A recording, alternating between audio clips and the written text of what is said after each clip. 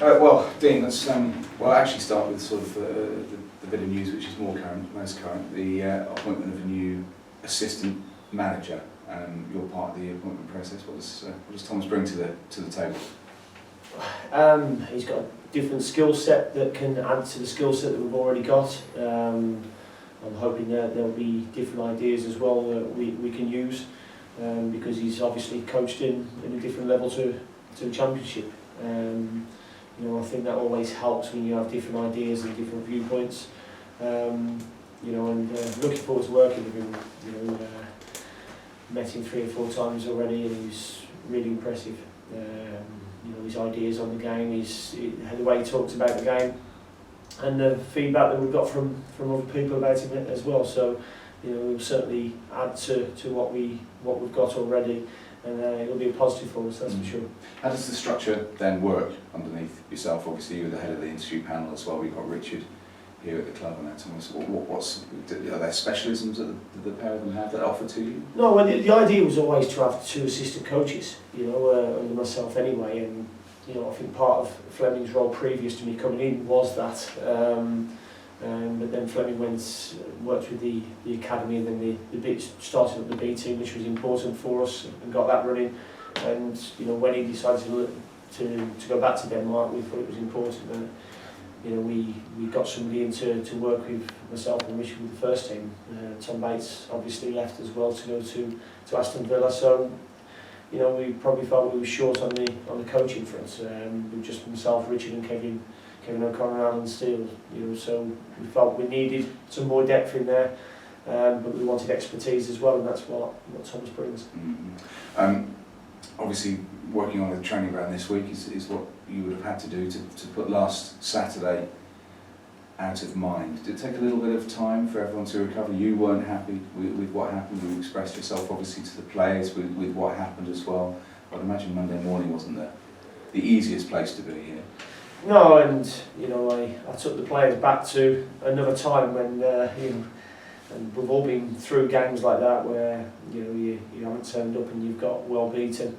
And I told the players what it would have been like in my day, and it would have been sat there watching the whole game, frame by frame, finger pointed, usually a couple of bottles thrown at you as well. But we literally just went through the goals in terms of our debrief, because the goals told the story of what happened on the day, and we didn't have to go any further than that. The players have shown a great determination this week to go and right the wrongs from last week, and they've been very good in training, but they were very good in training the week before. So only Saturday will tell whether everything what we've spoken about and what we've done comes to fruition. Did they explain in their heads? I know you talked afterwards, and you probably talked during the week. Have they explained what they thought went wrong?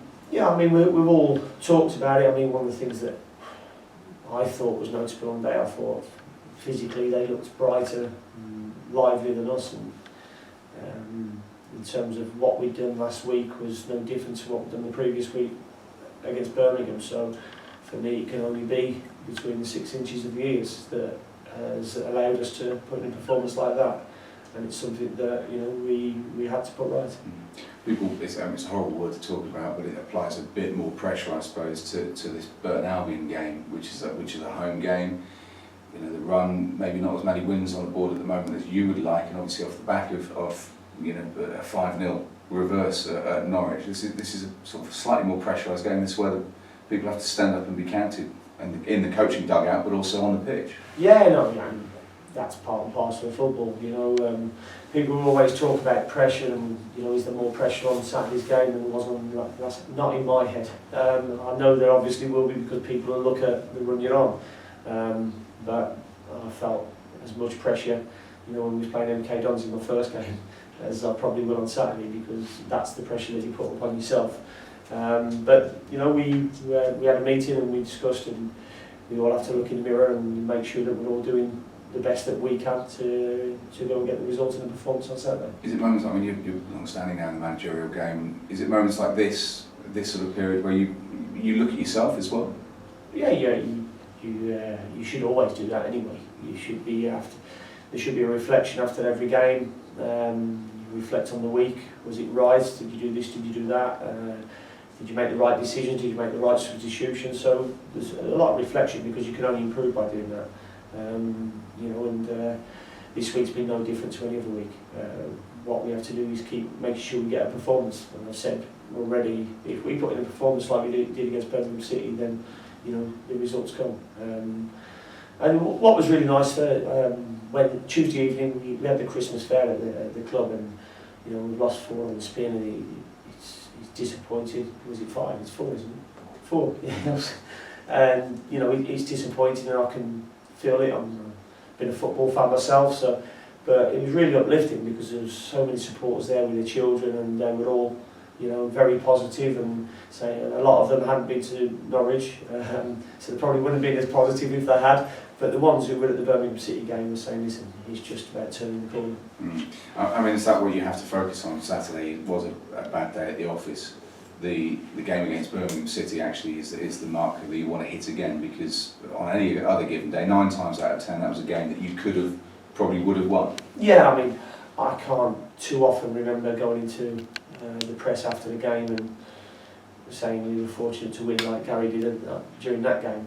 And the two games, Blackburn and Birmingham City, were games that we should have won.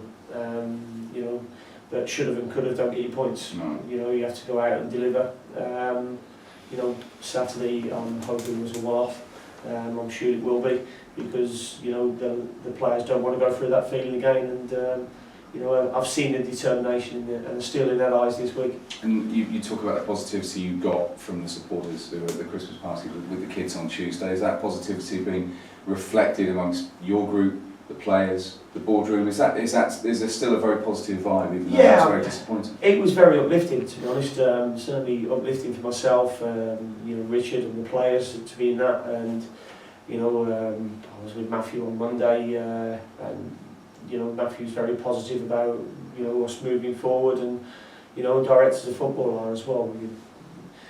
As I say, we've had a result and a performance that we don't want to see again, but our last home game was one where we were disappointment and frustration because we didn't get the results. So we have to get back to that and make sure that we're ready for this game against Burton, because I played against Burton when I was manager at Walsall, and they've done brilliant to get promoted last season. They'll be very competitive, and they'll make it a tough game for us, that's for sure. Yeah, absolutely. I mean, they've pulled off some results already this season, haven't they? So they are a dangerous opponent to play. They certainly are, and if I was in their camp, I'd be looking at our recent results and saying, let's go and play on that and get the crowd, on top of them and pressure them. But our crowd have been really good, and they were excellent last Saturday at Norwich, although they didn't have an awful lot to cheer. And it's important that they get behind what is a young squad of players, and hopefully they'll get the performance that they got against Birmingham with the quality that they had, but also get the result as well. With an experienced manager, though.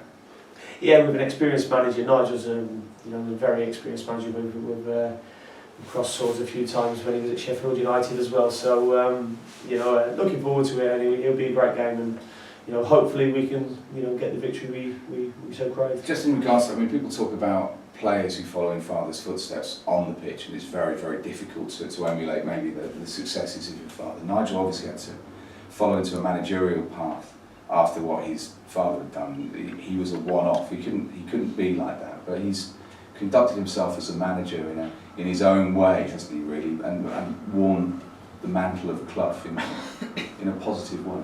Yeah, to go and emulate your dad in football as a player, first of all, because people forget what a good career Brian Clough had as a player as well.